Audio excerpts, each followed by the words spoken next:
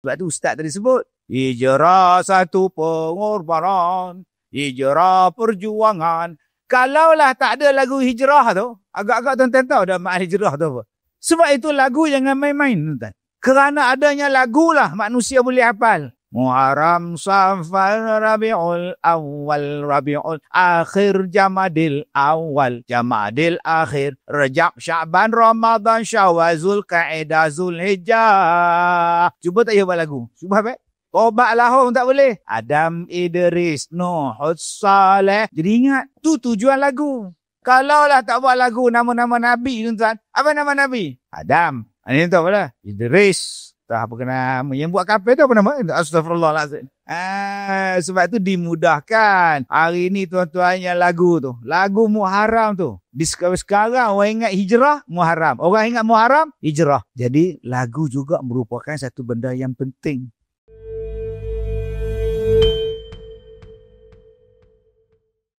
Baik, semua orang akan berhijrah. Okey, semua orang akan berpindah. Semua orang akan jadi berubah. Dan perubahan yang lebih baik, perubahan yang terbaik ialah perubahan yang menjadi seorang yang lebih baik di sisi Allah. Kalau kita nak layan orang ni kat Som, tak terlayan kat Som pun. Kalau nak layan manusia ni, Allah, tuan-tuan duduk di indah wata ni macam-macam. Macam-macam benda yang perlu diindahkan. Setakat wata je, orang pun perlu dipindahkan. Sebab itu Allah Ta'ala ni dia, bila kita memenuhi perintah Allah, kita menuju kepada Allah, selamat. Suratul Kahfi 110. Faman kana yarju liqa'a rabbih. Barang siapa yang yakin dia akan jumpa dengan Tuhan dia, falyamal amalan solihah. Hendaklah dia melakukan amalan soleh. Tidak ada lagi hijrah-hijrah lain, kan? Hijrah sekarang ni aku nak jadi orang baik. Sebab mati ni anytime.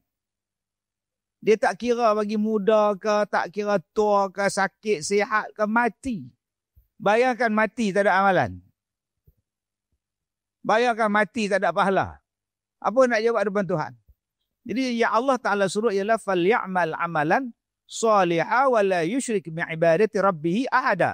Jangan buat syirik dengan Tuhan dalam peribadatan kepada Allah. Jangan buat syirik. Dua ni saja yang kita kena buat. Pelan-pelan kita berubah. Masa yang Allah Ta'ala bagi pada kita ni sangat pantas berakhir. Sampai masanya akan berakhir. Sangat pantas berlalu. Maka Allah Ta'ala sebut nak buat hijrah dua benda ni. Yang pertama, amalan soleh. Amalan soleh ni bukan maknanya tuan-tuan kena berhenti pada al-bukit. Saya dah resign dah. Sekarang buat apa? Saya duduk di masjid. Zikir. Saya nak buat amalan soleh. Itu bukan amalan soleh, Pak Long. Amalan soleh apa dia? Segala amalan yang baik. Awak kerja di mana? Saya kerja di IWK. Buat yang terbaik di IWK. Jangan duduk rasuah tuan-tuan lah. Jangan duduk cilok masa. Jangan duduk main-main dengan kerja. Amalan soleh 30 tahun di Indah Wata Kesutin. Pahala. Dapat imbuhan, dapat pulangan untuk apa? 3. Amalan soleh daripada pekerjaan kita ada 3. Yang pertama, aku tidak meminta-minta. Kalau orang tanya kita, kenapa awak kerja? Supaya saya tidak meminta-minta. Saya ada pendapatan saya sendiri. 2, supaya saya boleh memberikan kepada yang berhak untuk saya tanggung dia.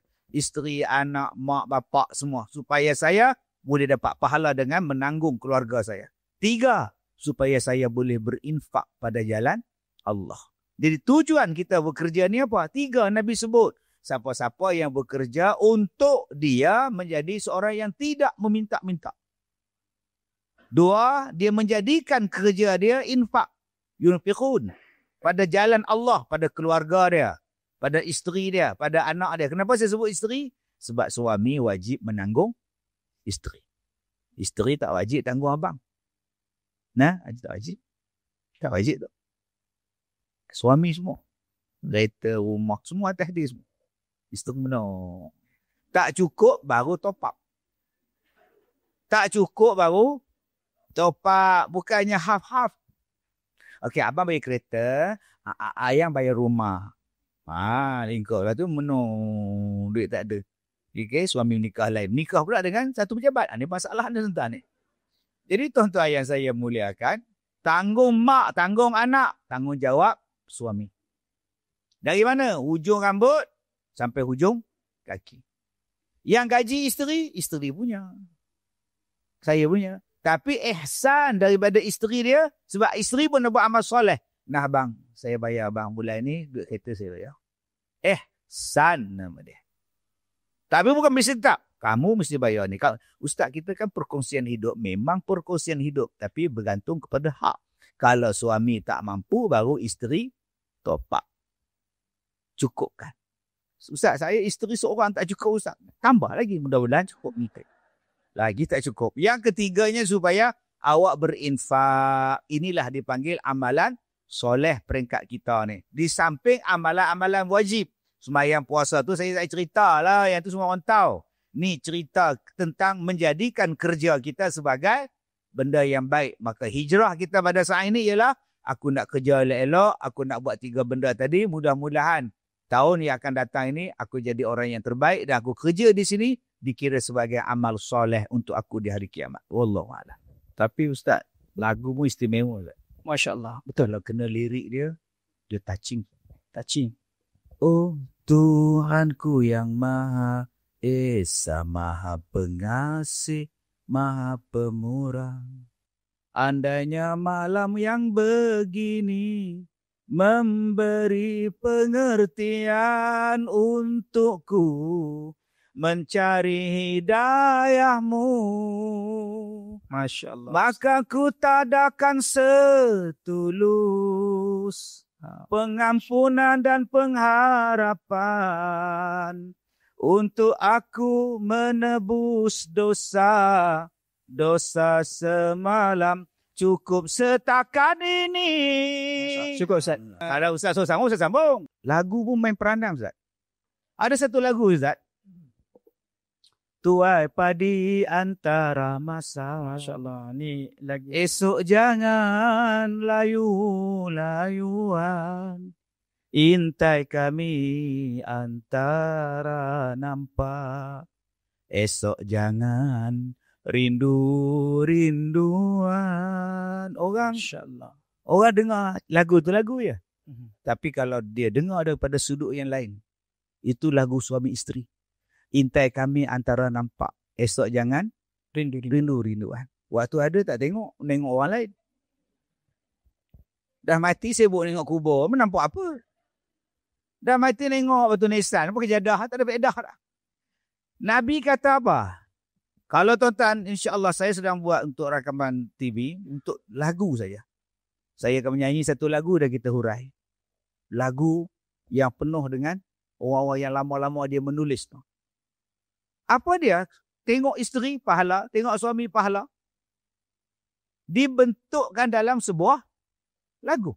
Intai kami antara nampak, esok jangan rindu-rinduan. Nabi kata apa? Khairul kanzun, sebaik-baik harta dalam dunia ni apa? Al-mar'atus salihah. Sebaik-baik harta dalam dunia ni bukan rumah mendin. Bukan mah. Bukan cowai. Bukan. Cowai tu yang air sejuk, air panas tu. Bukan. Kowe. Kowe. Nabi kata sebaik-baik harta ialah al-mar'atus salihah. Harta yang paling bagus ialah bila awak dapat isteri yang salihah. Apa dia isteri salihah? 3 ciri dia. Bila awak memandang dia, awak tengok dia dalam keadaan suka. Awak gembira tengok isteri awak. 2, apabila awak menyuruh dia buat kerja, dia taat. Dan bila awak tidak ada, dia menjaga maruah diri dia. Ciri isteri solehah salah satunya ialah bila tengok menggembirakan hati. Jadi abang-abang, tengok isteri abang macam mana? Gembira ke, semak ke? Aduh. Macam manalah aku boleh menikah dengan dia? Aduh. Balancing out elemen lari. Aduh. Sebab itu tuan-tuan, lagu tadi kata apa? Lagu tadi kata ada isteri tengok, ada suami tengok. Dan akak-akak jadikan diri akak adalah orang yang paling seronok untuk ditengok oleh suami. Buka balik lagu tu. Batang selasih, permainan budak, daun selasih dimakan kuda, bercerai kasih talak tiada, 1000 tahun kembali juga. Bercerai kasih talak tiada, 1000 tahun kembali balik. Apa ke 1000 tahun dah mati Ustaz? Oh, itulah kena belajar. 1000 tahun dalam bahasa Arab apa Ustaz? Al-Sunnah. Okay. Dalam Quran, inna anzalnahu fi lailatul qadr. Okay. Dia kata bulan Lailatul Qadar malam tu min alfi syahrin. Hebatnya lebih daripada 1000 bulan. 1000 bulan. Bahasa Arab kalau dia nak menggambarkan benda banyak, benda lama, dia akan gunakan perkataan alfun. 1000 tu maknanya lama banyak, dia gunakan perkataan 1000. 1000 bulan, 1000 tahun, 1000. Sebab itu perkataan 1000 ni menggambarkan tak terkira banyak ada bagi bahasa Arab. Orang Melayu ambil 1000 tahun takkan mungkin bisa menghuraikan semua. 1000 tahun tak ada. Dia kata suami isteri bercerai kasih talak tiada, 1000 tahun jumpa balik. 1000 tahun tu bila? Entah bila masa jumpa balik suami isteri. Ada ayat dalam Quran? Ada surah At-Tur ayat 21 sampai ayat 27. Walladzina amanu, orang-orang yang beriman dan daripada keturunan mereka akan dihimpunkan balik di dalam syurga. Balik buka surah At-Tur ayat 21 sampai 27. Jadi jangan tengok bila kita dengan isteri ni setakat dunia je bang. Kak, tengok suami ni setakat dunia ke kak tak? Sampai akhirat kak.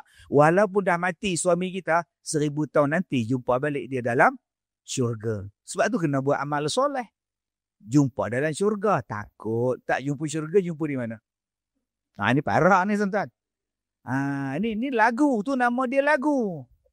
Sebab tu ustaz tadi sebut. Hijrah satu pengorbanan. Hijrah perjuangan. Kalaulah tak ada lagu hijrah tu, agak-agak tuan-tuan tahu dah makna hijrah tu apa. Sebab itu lagu jangan main-main tuan-tuan. Kerana adanya lagu lah manusia boleh hafal. Muharram, Safar, Rabiul Awal, Rabiul Akhir, Jamadil Awal, Jamadil Akhir, Rajab, Syaban, Ramadan, Syawal, Zulqa'dah, Zulhijjah. Cuba tak hafal lagu. Cuba hafal. Tobat lahum tak boleh. Adam, Idris, Nuh, Saleh. Jadi ingat. Tu tujuan lagu. Kalaulah tak buat lagu nama-nama Nabi tuan-tuan. Apa nama Nabi? Adam. Ini tahu apa dah? Idris. Tak apa kena. Yang buat kapal tu apa nama? Astaghfirullahaladzim. Sebab tu dimudahkan. Hari ni tuan-tuan yang lagu tu. Lagu Muharram tu. Di sekarang orang ingat hijrah, Muharram. Orang ingat Muharram, hijrah. Jadi lagu juga merupakan satu benda yang penting. Kalau tak ada lagu, orang tak ingat ada belaki. Sekolah ada lagu, negara ada lagu, pejabat ada lagu. Supaya apa? Adanya ingatan kepada kita. Tuan-tuan yang saya muliakan. Tetapi macam Ustaz sebut tadi, lagu adalah lagu. Yang lebih daripada itu ialah kita. Bagaimana nak menghayati semangat hijrah. Pertama, ra'ilah, terimalah seseorang yang menerima kita. Nabi Muhammad tu duduk di Mekah, berdakwah di Mekah, orang kafir tolak. Dikatanya Nabi Muhammad tu majnun. Dikatanya Nabi Muhammad ni penyair. Pandai-pandai bercakap, pandai penyair aja. Nabi Muhammad ni adalah tukang sihir. Orang tolak Nabi Muhammad. 13 tahun, 10 tahun duduk situ tuan-tuan. Allah ditolaknya Nabi Muhammad. Datang orang Madinah pada musim haji. Dia kata, wahai Muhammad, kalau di Mekah ni tak nak kamu, datanglah ke Madinah. Kami terima kamu, wahai Muhammad. 4. Di saat orang lain tolak, Madinah terima. Di saat Mekah tak nak, Madinah terima. Tuan-tuan, jom menghargai orang yang menerima kita. Tempat lain tak terima kita. Tiba-tiba minta dia beli dapat. Kerja elok-elok. Minta sana tak dapat, minta sini tak dapat. Ini aku last lah. Kalau tak dapat dia balik kampung lah. Tiba-tiba I dia beli terima.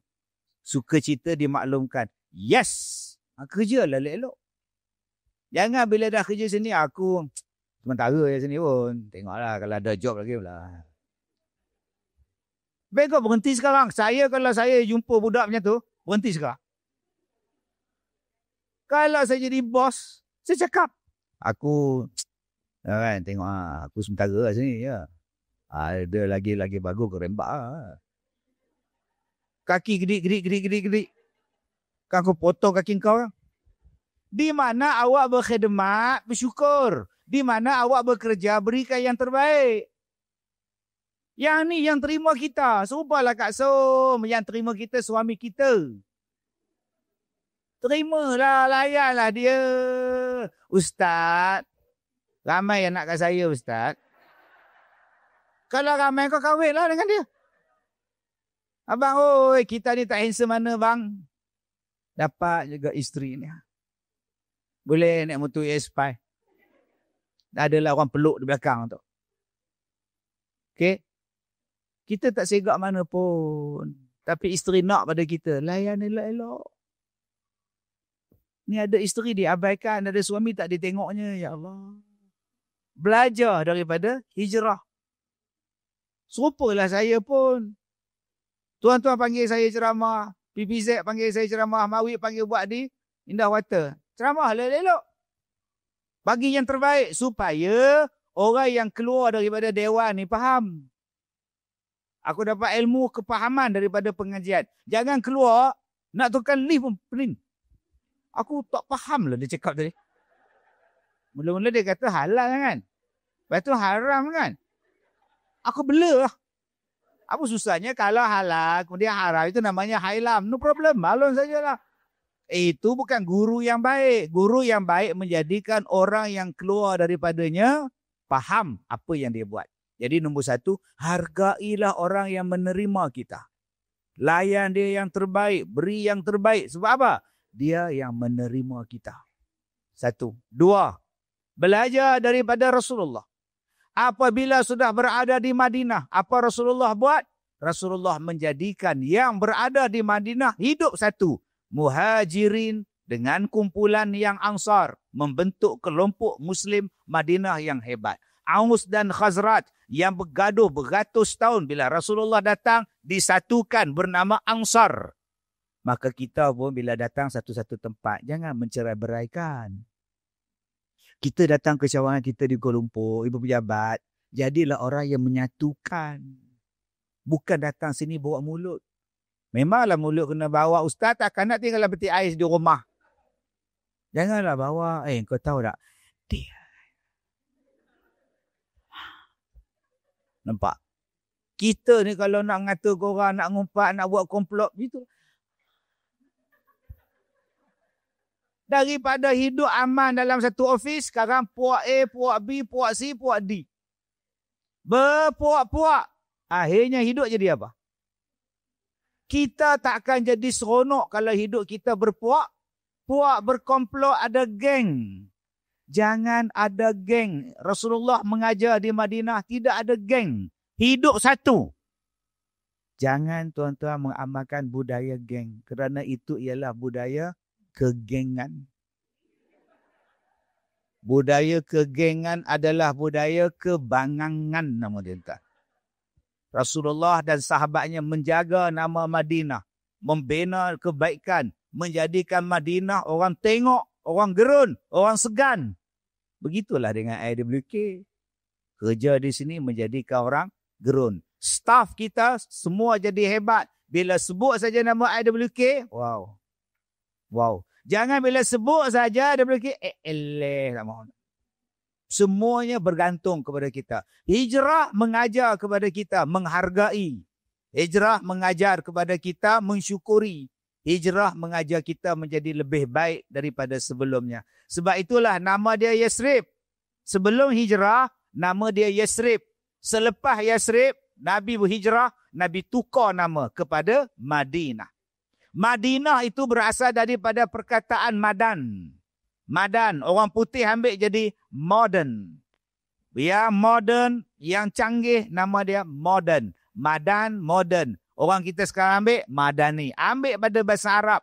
Madan, modern nama dia tu. Yang bertamadun. Wallahu'alam. Tuan-tuan yang saya muliakan. Tadi kita sebut tentang hijrah, kita sebut tentang kerja, kita sebut tentang infak. Umur kita berapa Ustaz? 20 berapa Ustaz? Kena darab 2 Ustaz. 22? 23. 33 43. 43 muda lagi insyaAllah. Kita yang berada dalam dunia ni semua muda kat Som. Dalam dewan ni yang paling tua saya Ustaz, 60. Tapi tak nampak kan 60 tu. Oh. Saya sangka Ustaz baru 23 tadi. Itulah. Atau tu nombor umur Ustaz 60 bulan 11 ni cukup. Jadi tuan-tuan yang saya muliakan, kita semua muda. Wah, ada 60 muda apa? Nak dibandingkan dengan Quran, siapa tua? Quran lagi tua. Nak dibandingkan ayat-ayat Allah dalam Quran, siapa lagi tua? Quran lagi tua. Kita muda. Yang muda kena belajar dari yang tua. Yang muda kena hidup dengan yang tua. Masalah kita sekarang, yang tua ni kita tak peduli. Al-Quran yang begitu berharga ni, kita tak kisah. Sedangkan Al-Quran tu manual. Untuk awak rujuk, awak selidik, awak kaji, awak ikut. Nama dia manual kehidupan. Maka dengan sebab kita yang baru, muda ni, baru ni, makhluk baru ni, tak nak ikut kepada Quran, sebab itu hidup kita ada saja masalah yang tak berkesudahan. Kenapa hidup kita jadi susah? Payahlah mak. Susah lah mak. Kenapa susah? Saya ada suami Ustaz, tapi entahlah Ustaz. Payahlah Ustaz. Nampak? Abang ada isteri? Ada. Pening Ustaz. Isteri satu je. Satu di KL. Satu di Johor, banyak ya. Pening. Kenapa pening? Kenapa hidup aku sentiasa susah? Sebab awak tak nak ikut Quran. Al-Quran mengajar bagaimana untuk hidup senang.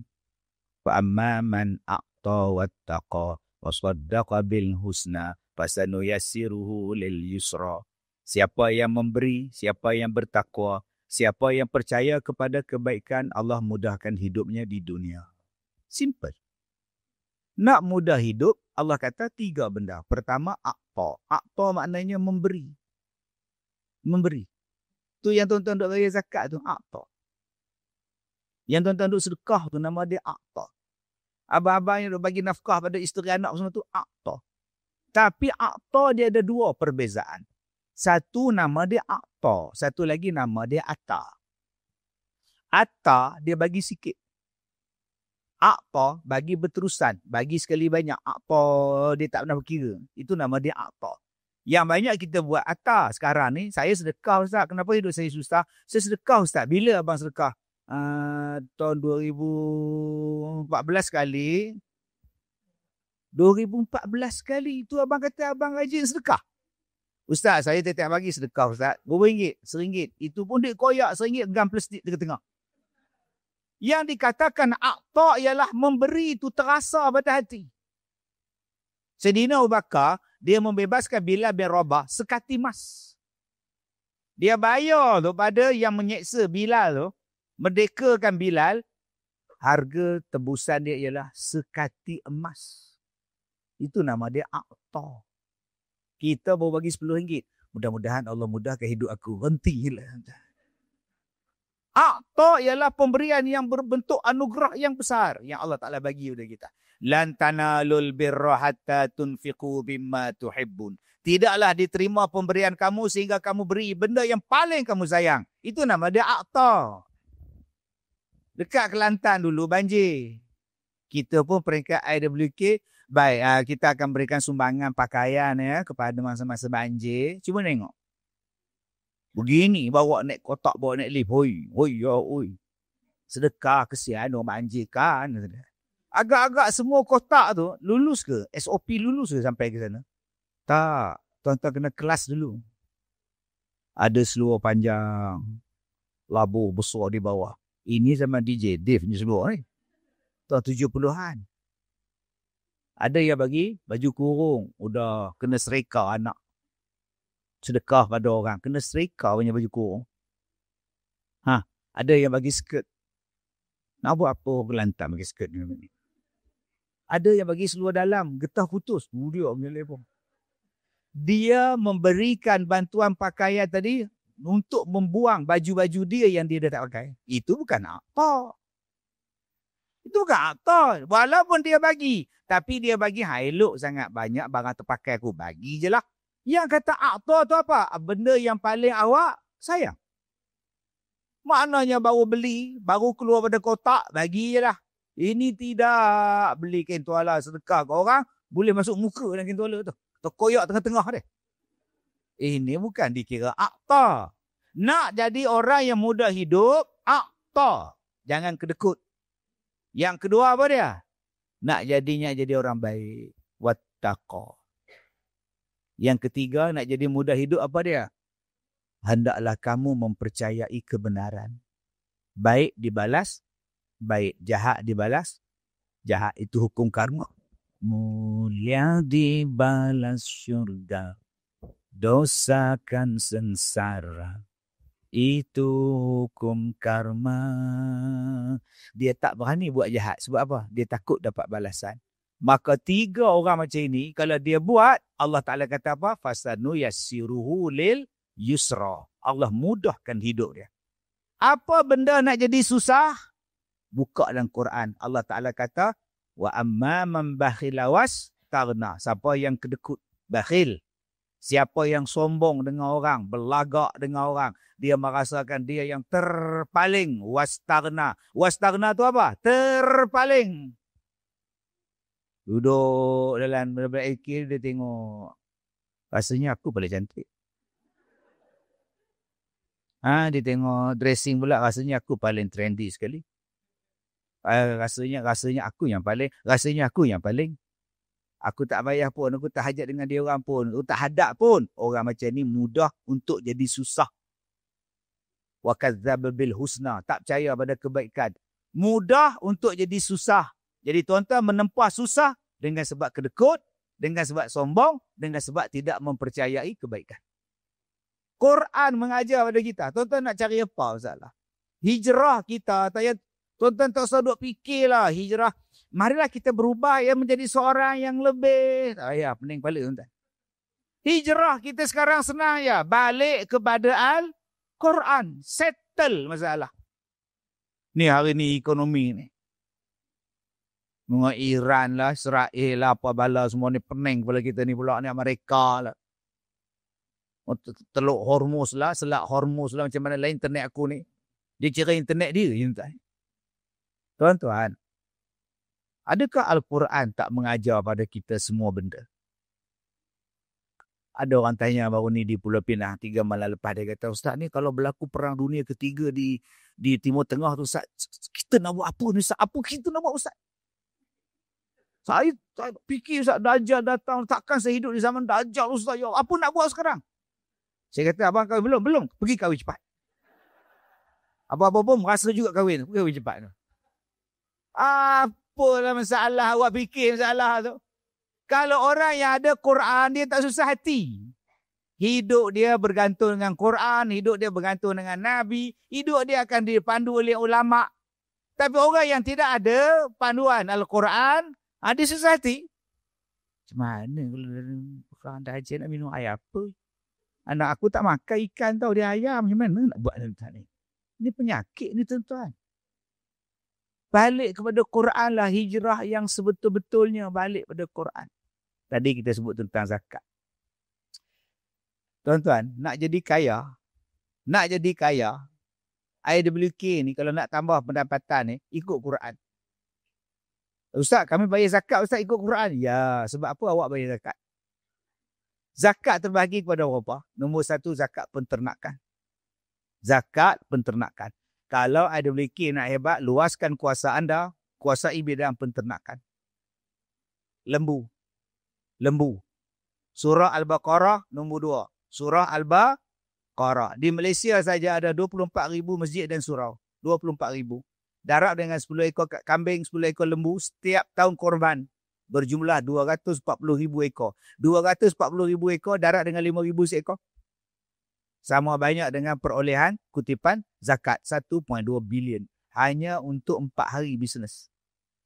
IWK hanya mensuplaikan lembu kambing untuk seluruh Malaysia. 240,000 tuan-tuan, darat dengan 5,000 ekor. Ada berapa bilion. Siapa kata industri zakat tak menguntungkan? Itu belum masuk daging dia, belum masuk kulit dia, belum masuk susu dia. Tuan-tuan ingat Al-Quran tu saja-saja kalau letak Al-Baqarah.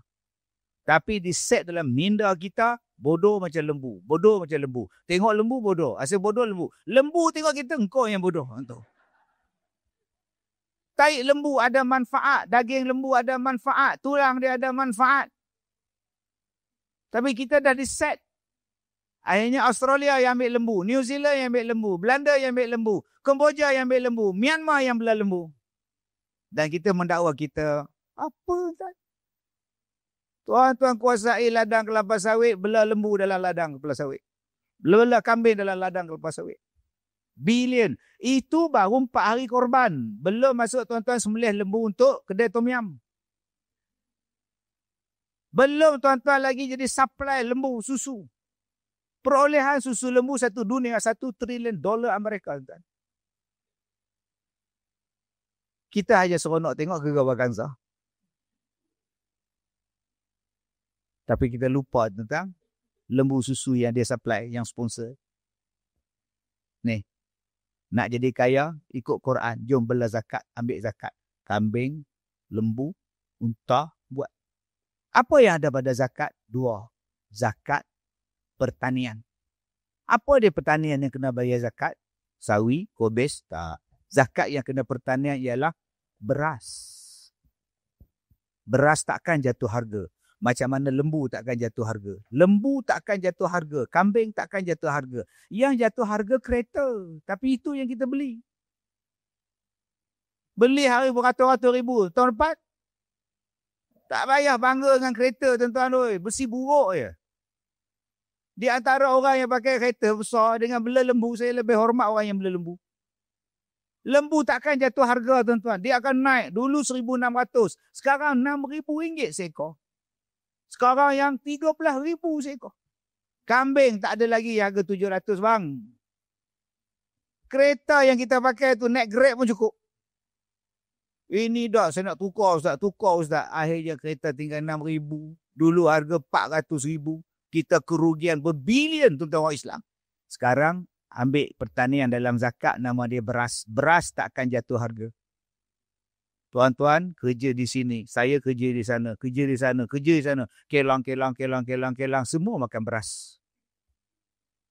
Semua perlukan beras untuk buat nasi.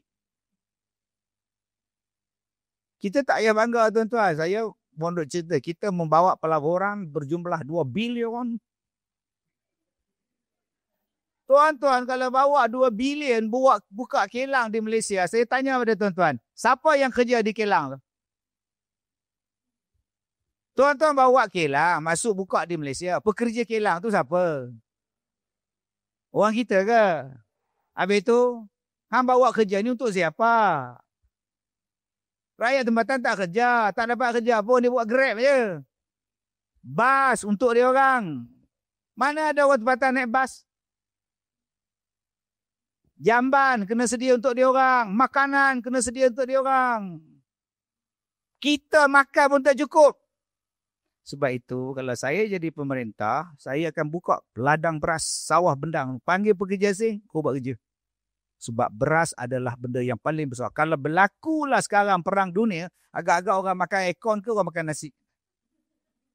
Jangan bangga dengan kilang. Kilang tutup bila datang perang. Tapi beras orang pakai. Sebab itu Mesir dia membesarkan kilang dia, membesarkan pertanian gandum dia di zaman Nabi Yusuf. Boleh supply satu Afrika. Bila dilanda musibah selama 7 tahun. Yang mereka cari ialah gandum. Yang mereka cari ialah makanan yang membawakan zakat.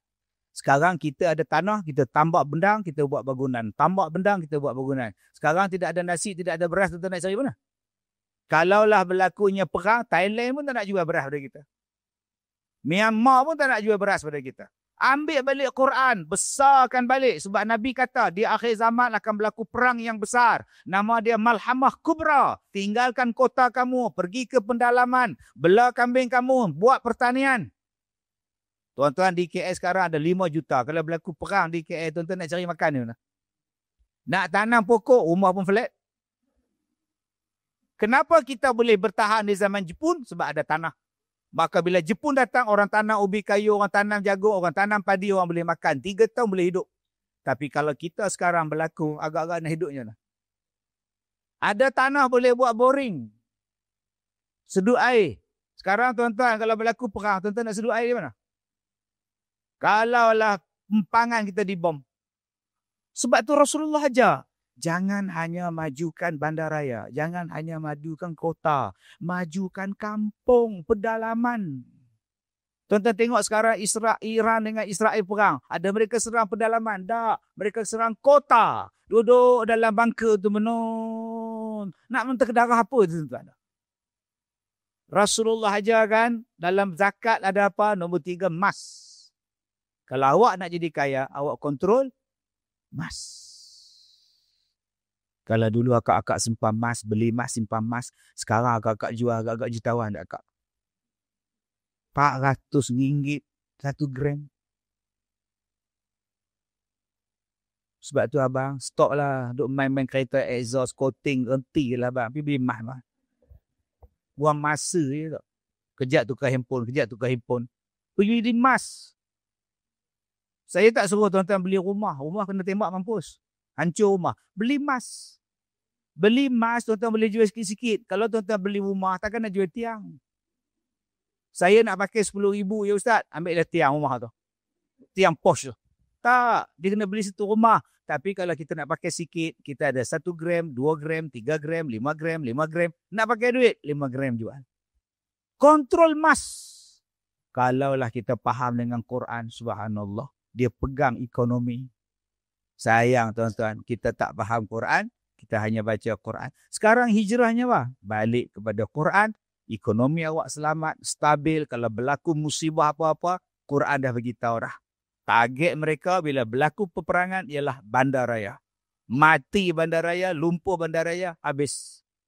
Tapi mereka tak boleh sampai ke kampung. Nabi kata, pergi duduk di pendalaman, duduk di kaki gunung. Engkau belalah kambing, bela bukit. Engkau boleh makan benda itu. Sebab pada saat itu, manusia akan mencari makanan. Saat itu manusia tidak lagi cari benda lain. Dia cari emas. Saat pada masa itu manusia takkan cari lagi benda lain. Dia mencari binatang ternak untuk dia belah, dapatkan susu dan sebagainya. Jadi tuan-tuan, zakat bukan setakat untuk tolong asnaf. Zakat adalah untuk ekonomi umat. Bila tuan-tuan pegang benda ini, seluruh dunia akan cari kita. Pertama, kita pegang makanan, sumber pemakanan. Kemudian kita pegang sumber protein. Kita sumber susu kita pegang. Kita pegang sumber tanah. Tanah kita pegang. Jangan sesekali jual tanah. Pegang tanah tu. Sebab dia adalah sumber kekayaan. Dan yang keempatnya ialah jaga emas. InsyaAllah. 4-5 benda ni kita jaga. Orang Islam akan dihormati. 5 benda ni gadai habis. Tak ada siapa peduli pada kita. Wallahu a'lam.